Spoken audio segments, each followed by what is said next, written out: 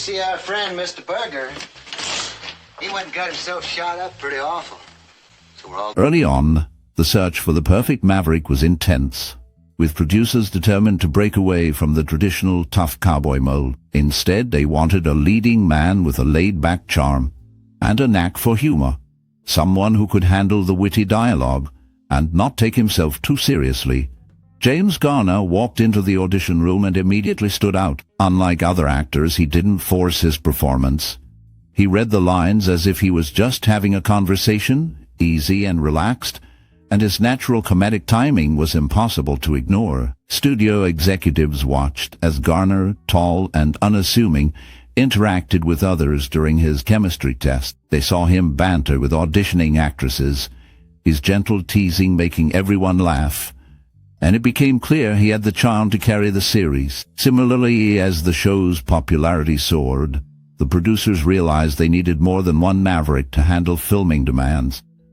They set out to find another actor who could match Garner's appeal but offer his own unique take. Jack Kelly came in, fresh from a string of supporting roles, and quickly won the team over.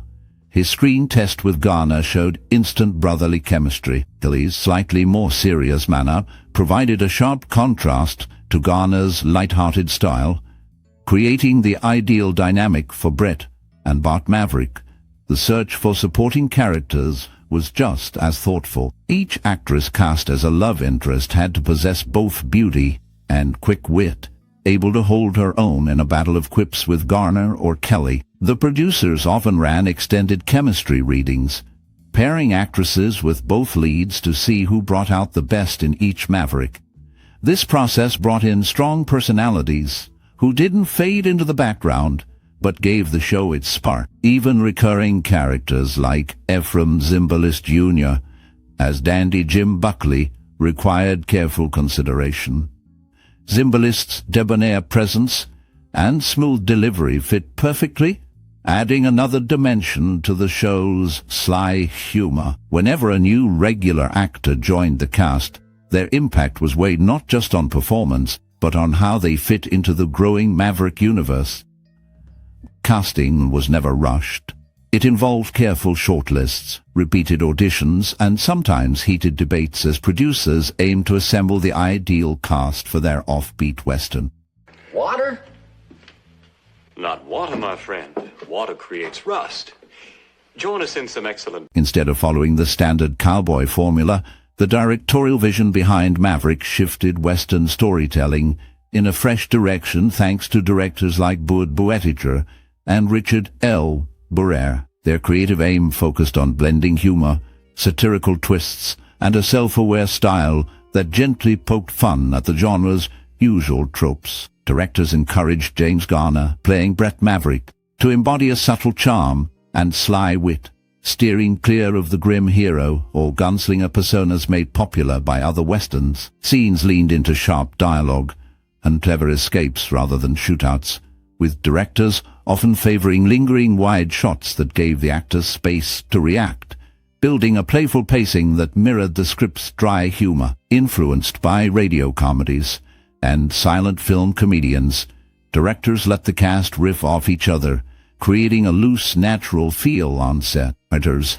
and directors worked closely, adjusting scenes based on what clicked best during rehearsals, and directors were known for consulting with Garner about ad-libs or understated moments that best brought out Maverick's roguish side. Even action sequences avoided heavy violence, relying instead on visual gags and tightly timed reactions. Collaboration was key, with directors routinely inviting crew to suggest camera angles or sound cues to underline the show's layered jokes. In sum, the directorial vision fused laid-back storytelling, anti-heroic leads, and visual wit that made Maverick stand out from its more straightforward Western peers.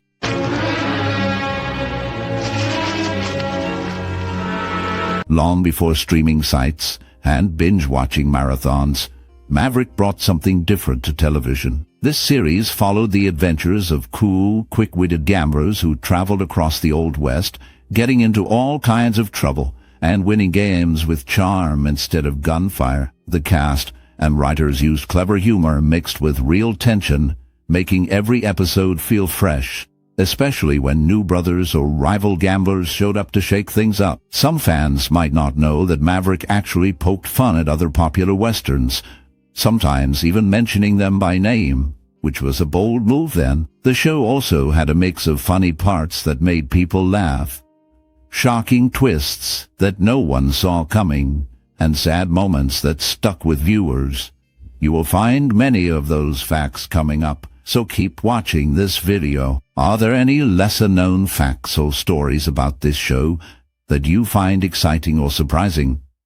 What lasting qualities do you think have kept Maverick popular for so many years, making people still talk about it now? We would love to hear your most cherished memory or a special moment you had connected to this series, so please share your stories in the comments below. Upon you.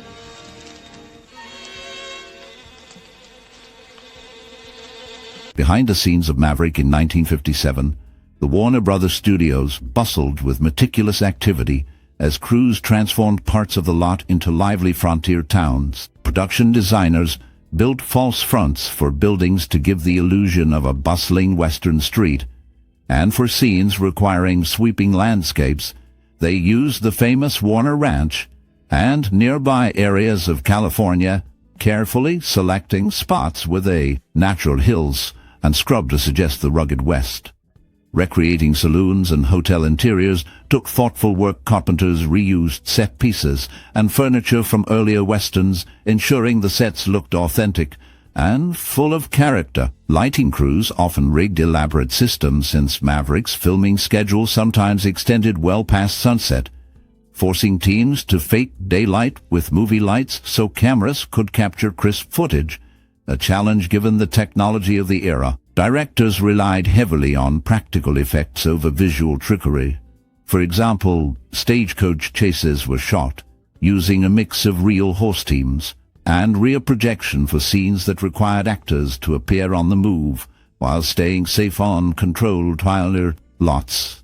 Sound engineers had to contend with old-fashioned film equipment that picked up every creak and shuffle, so they often re-recorded dialogue in the studio. The Maverick crew was among the first to use methods like the flatbed editing table, which helped editors splice together the sharp banter and quick action that became the show's signature style. Tight shooting schedules and the need to share resources with other Warner Brothers shows meant actors and crew sometimes shot multiple episodes out of sequence, leading to careful planning to keep details consistent. When sudden weather changes threatened outdoor shoots, the production team quickly adapted, rearranging scripts and swapping scenes with impressive flexibility. In all these ways, Maverick's behind-the-scenes world was a daily demonstration of skill, resourcefulness, and a little bit of showbiz magic.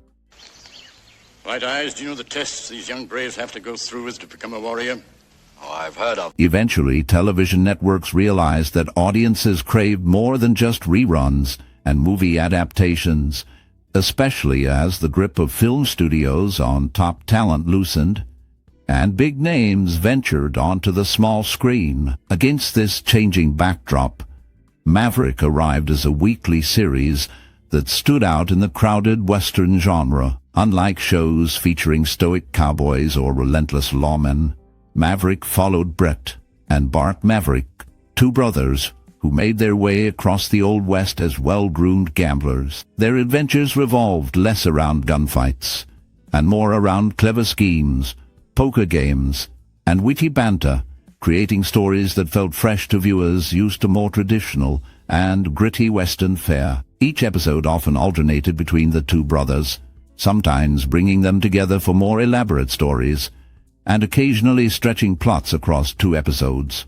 though this was rare. Interestingly, Maverick benefited from a healthy dose of humor, satire, and even parody, which set it apart from other westerns of its era, making it memorable even for modern audiences. This approach allowed for playful jabs at other shows and a wink to the viewer, which may explain why many still find the episodes entertaining today. While some critics felt that the light-hearted and sometimes irreverent tone weakened the show's credibility as a Western, others argued that it was exactly this sense of fun and unpredictability that made Maverick so engaging. Loyal viewers appreciated recurring characters like Dandy Jim Buckley and Gentleman Jack Darby, whose return to the show brought back familiar faces and running jokes. Episodes featuring multiple guest grifters and elaborate cons sometimes drew comparisons to later hit films about clever schemes,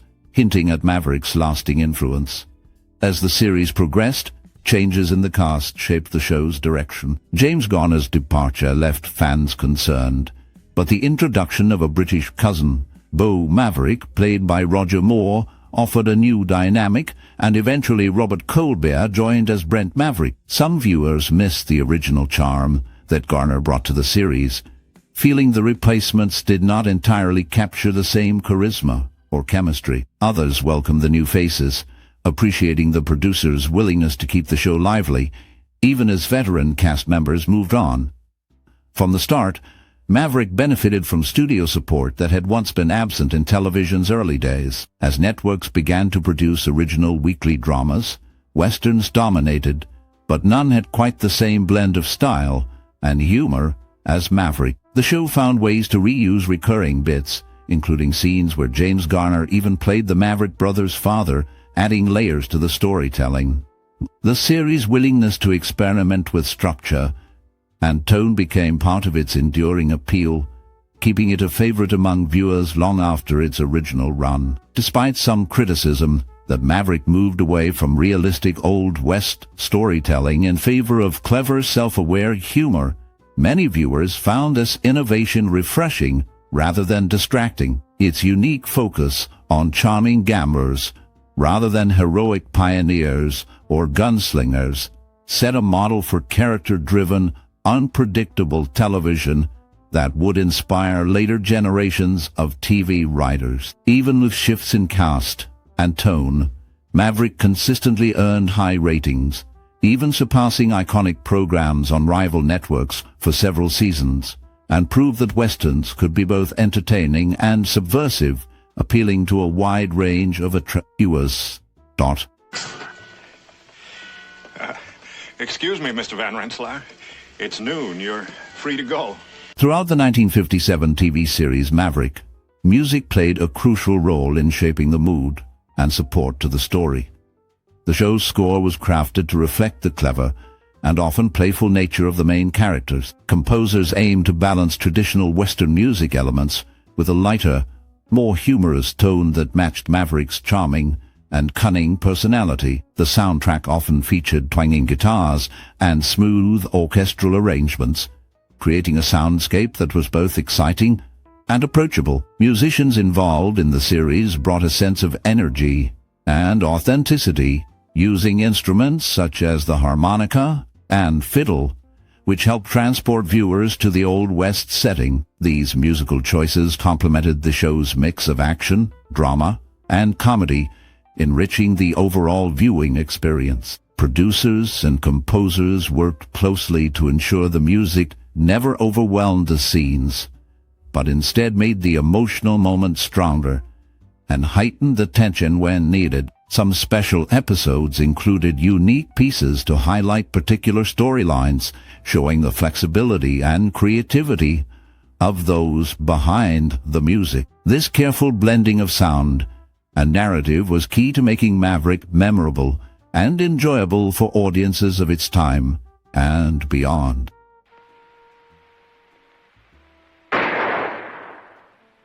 Too late, say First Lady. One day on set, a tight schedule forced the team to invent a new way to finish a complicated fight scene.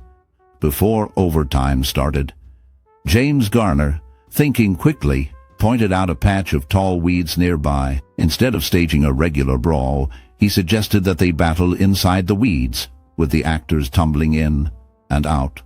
The cast could barely keep serious faces as the weeds shook, and flying bodies created a chaotic scene. Everyone on set enjoyed the result so much that they started coming up with other clever shortcuts. steering the show toward a more light-hearted feel. Behind the scenes, casting decisions had their own stories. For example, Sean Connery was first offered the role of Beauregarde, but turned it down, which was interesting because years later, Roger Mohr, who did take the role, also replaced Connery in James Bond. Over the years, the show presented two very different versions of Doc Holliday. At first, Gerald Mohr played him as a tough, dangerous figure. Later, Peter Breck brought a lighter touch, making the character more of a schemer who always seemed to get Bart into trouble. These creative solutions and casting twists added to the unpredictable nature of the Western series, combining humor with action in a way that set it apart.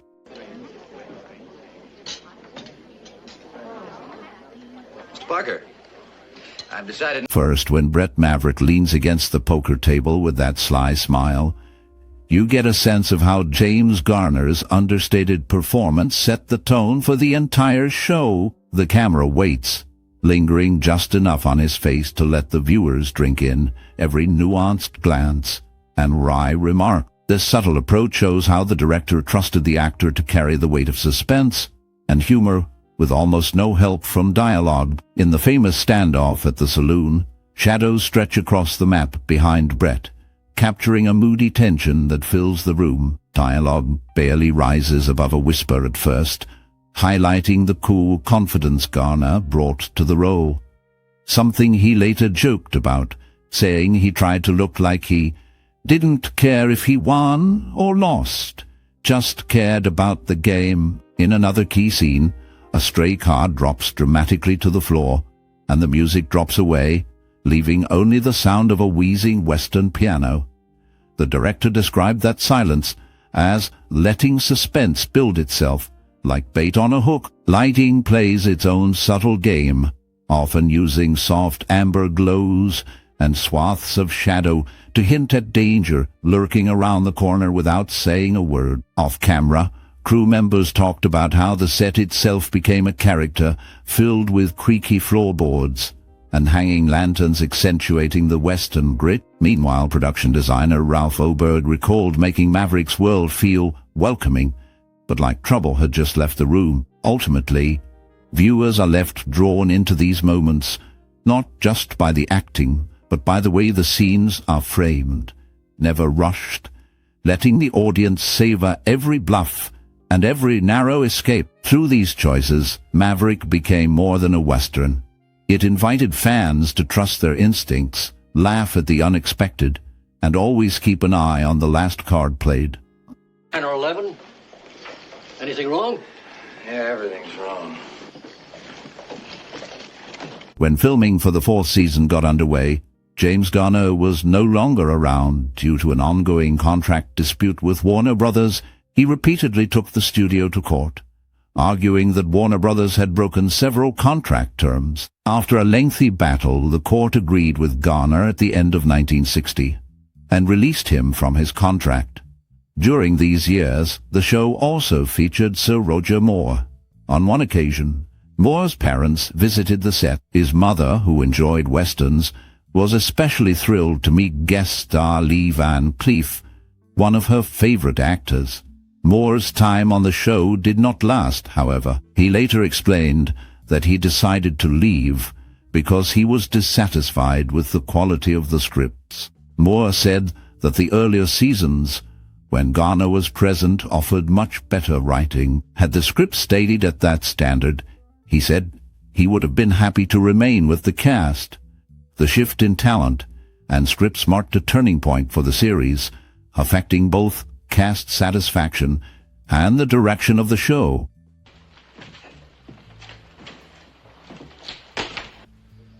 Meanwhile, Maverick's debut in 1957 brought a new kind of Western to American television. Unlike classic Westerns filled with stoic gunfighters and clear-cut heroes, Maverick introduced audiences to Bret Maverick, a charming gambler and reluctant hero.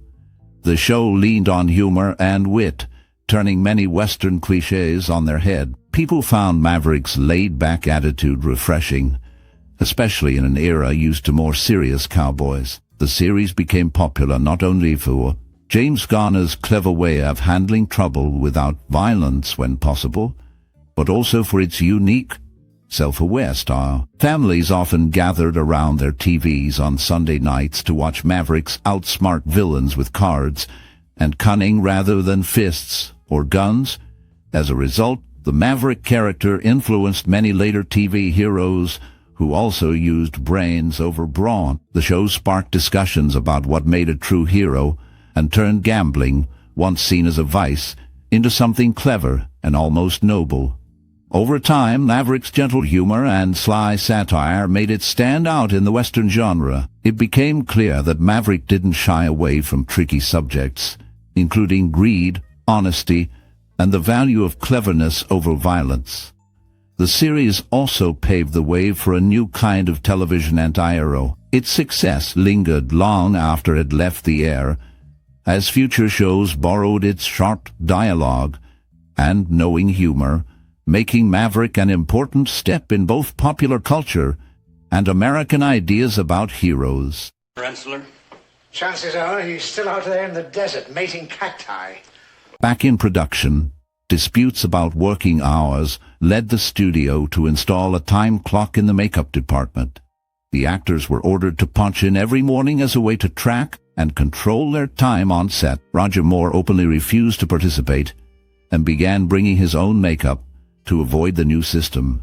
Jack Kelly also protested, once grabbing the time clock and using it as a football, showing strong disapproval of the studio's approach. During casting, both Rod Taylor and Stuart Whitman were considered for the role of Bart Maverick, but ultimately the part went to Jack Kelly. Meanwhile, Dell Comics published 19 issues dedicated to the characters and world of the series between 1958 and 1962, with Dan Spiegel as the main artist. The story and characters also made an impression outside the screen, shaping related media and attracting significant attention in comics. This unique blend of behind-the-scenes disputes, casting decisions, and spin-off projects demonstrates the broad influence and evolving nature of the show. Mr. Palmer, you didn't tell me that Mr. Gunnison was a Secret Service agent. I didn't want to... Furthermore, critics warmly welcomed Maverick when it debuted in 1957, praising its unique blend of Western drama and witty humor. Reviewers often highlighted the charm and cleverness James Garner brought to the character of Bret Maverick, noting how his sly, good-humored approach made the series stand out from typical, straightforward westerns of the period. The playful tone and creative scripts drew audiences in, and Maverick quickly built a loyal following. Over the years, viewers shared their enjoyment through positive letters to networks and lively discussions in magazines and newspapers, often pointing out their favorite episodes and memorable moments. Even audiences who often skipped westerns admitted Maverick held their attention due to its fresh approach to storytelling and lively banter. In terms of accolades, Maverick received an Emmy Award in 1959 for Best Western Series, a signal that industry peers recognized its quality and inventiveness. James Garner himself would later be nominated for his role, boosting his reputation in Hollywood and leading to a long and successful acting career. For the writers, producers, and cast, these honors meant their gamble to mix comedy with the Western format paid off. Many involved went on to bigger projects, finding that Maverick's reputation helped open doors throughout television and film, showing that a well-crafted original series could break the mold and set a standard for quality and originality in American TV storytelling. If you ever thought anything of Jenny, give me a break. While many actors in classic television slipped in and out of different roles, Gerald Mohr stands out for playing several characters, including Doc Holliday, and for being the radio voice of Detective Boston Blackie. Over the show's run, the lineup and focus shifted behind the scenes.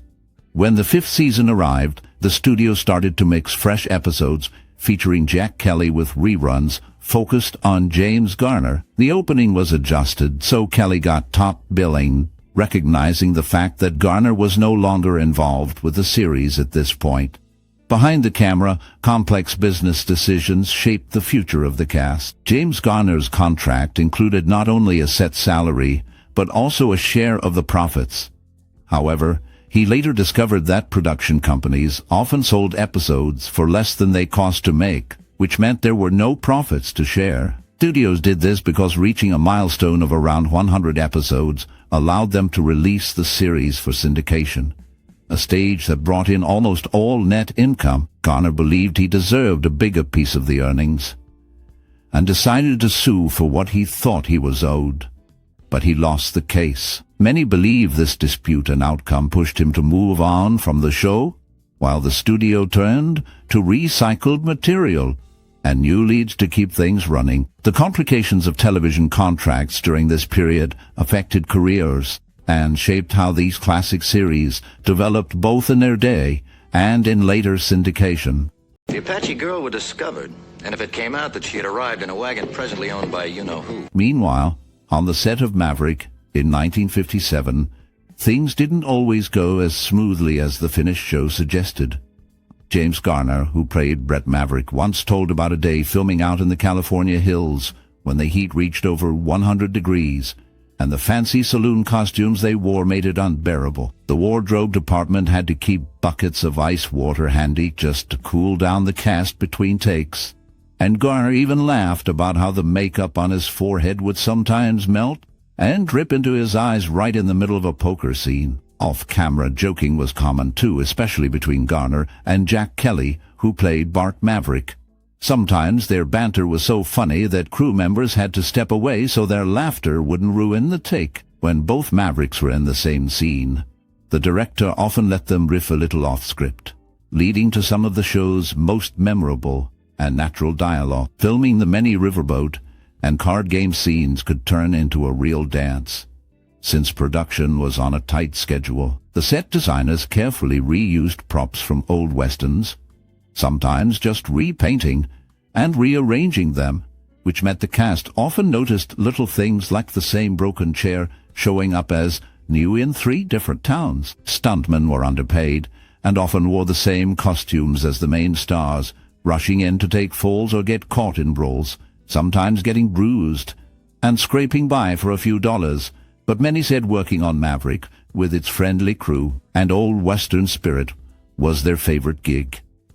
James Garner once talked about how, since he was a relative newcomer, he didn't always get along with producers who wanted to make him tougher and less humorous. He insisted that Bret should be clever, not brash, and won that fight with quick wit and a genuine charm that became the heart of the series. There were days when the horses would act up too, refusing to stop on their marks, which led to both frustration and laughter as the crew worked to coax them back.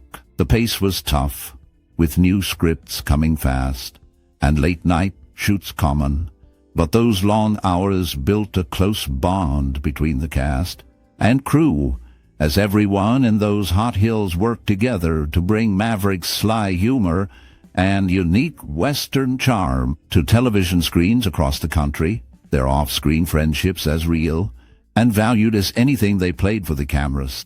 Driver, ask Mr. Lime about a passenger he was supposed to pick up here, a fellow by the name of McLeod. 1. Categorie e tecnologia. Subcategorie scoperte e esplorazione sottomarina. Task 2 Limitatanic type entità riletto nave anno profondità type lemma profondità sto score 0.92 lemma vasa type entità lemma salvaga type sostantivo score 0.72 lemma navio types ostantivo score 0.68 lemma atlantico type entità oceano score 0.65 lemma recupero on types Ostantivo scored 0.6. Lemma metrite types. Ostantivo score 0.4. Lemma impresata. Una profondità notevole rispetto ad altre navi. Il Vasa è stato recuperato a 32 metri di profondità. I salvaggia recuperano navi affondate l'Atlantico e l'Oceano dove si trova il Titanic, l'impresa di recuperare il Titanic rispetto al Vassar. Task 4. Argomenti principali 1. Profondità del Titanic 2. Recupero di relitti storici 3. Differenze tra il recupero del Titanic e del Vassar Fortor. Esplorazione sottomarina approfondimento. Sul primo argomento. Il Titanic giace a una profondità molto maggiore rispetto ad altri relitti famosi. La profondità rende estremamente difficile qualsiasi operazione di recupero o esplorazione. Il confronto con altri recuperi, come quello del Vassar a soli 32 metri, evidenzia le straordinarie difficoltà di accedere ai resti del Titanic. But you have to call it service. Eventually, Maverick proved that a Western show could break away from the typical formula of the genre. Instead of just showing gunfights and stoic heroes, the series blended sharp wit, dry humor, and charm, mostly through James Garner's portrayal of Bret Maverick. He was a gambler who preferred tricks and talk over violence. The show's creators let the stories play out with an easygoing pace, relying on clever wordplay and situations where luck or brains beat brute force. Maverick paved the way for anti-heroes in television by making its lead character likable, flawed, and human, rather than a flawless cowboy. Because Maverick poked fun at its own genre and broke the fourth wall, it attracted both fans of Westerns and those tired of their cliches. The influence of Maverick spread well beyond the 1950s. Especially in the tone seen later in shows like The Rockford Files, starring Garner himself, and other westerns that allowed for more personality and satire. Even decades later, movies and television shows echo Maverick's style, not just by referencing the character but also showing witty outlaws and heroes who win through brains. The 1994 film, starring Mel Gibson, took up the spirit of the original series and introduced the story to a new audience, blending comedy, card tricks, and Western flair the same way the series did. Maverick also proved that mixing genres can keep audiences entertained for years, making its approach a blueprint for many other television shows to come. You must have legged it quite a distance, sir. The cow chap found your things a full 6 miles from the house. First, guest appearances created surprising links between productions when Adam West played several villain roles, leading to Jack Kelly later appearing on a different show as Jack O'Shea, a corrupt columnist secretly working with Catwoman. Then, unusual moments happened behind the scenes, such as Sir Roger Mohr whistling the well-known theme tune during 2 episodes in the 4th season, an act echoed earlier by Jack Kelly in the 3rd season. After Mohr's contract ended, and he left, the need for new stories led to the introduction of Robert Colbert, who joined as Brent Maverick, the youngest brother. This change kept episodes going despite Mohr's departure. These casting decisions, combined with playful cameos and musical nods, shaped the ongoing atmosphere and continuity of the show. Such exchanges between actors and replacements highlighted flexible approaches to production and storytelling, ensuring that the core format continued even as leading figures changed roles or made appearances in other popular televisual works. As soon as I open my mouth, Turk will kill me. I'll be here to see he doesn't. You keep your head... Looking back, Maverick wasn't just another Western on television in the 1950s. It had a unique charm and wit that set it apart, especially thanks to the clever banter and sly humor of James Garner's Bret Maverick. Maybe you remember watching with your family, laughing at the way Maverick outsmarted gamblers and villains using brains instead of just brawn. For some, it brought the Old West alive in a more playful, less serious way, breaking away from the usual grit of other Westerns. If certain episodes or clever lines stuck with you years later, that says something special about its influence. The show gave a new kind of hero, one who didn't always win through force, but by being crafty and charming. Perhaps Maverick changed the way you think of westerns or movie heroes in general. Did it spark an interest in other adventure tales, or inspire you to seek out more shows with smart, witty characters? Please take a moment to share your favorite memories or moments from Maverick. How did it impact you or shape your love of classic TV and movies? If this brought something back for you, consider liking the video, sharing your thoughts in the comments, and subscribing for more trips down memory lane with classic cinema and television stories. You're not now? Doesn't Horn want to pass you off as your brother anymore? Oh, yes, by all means.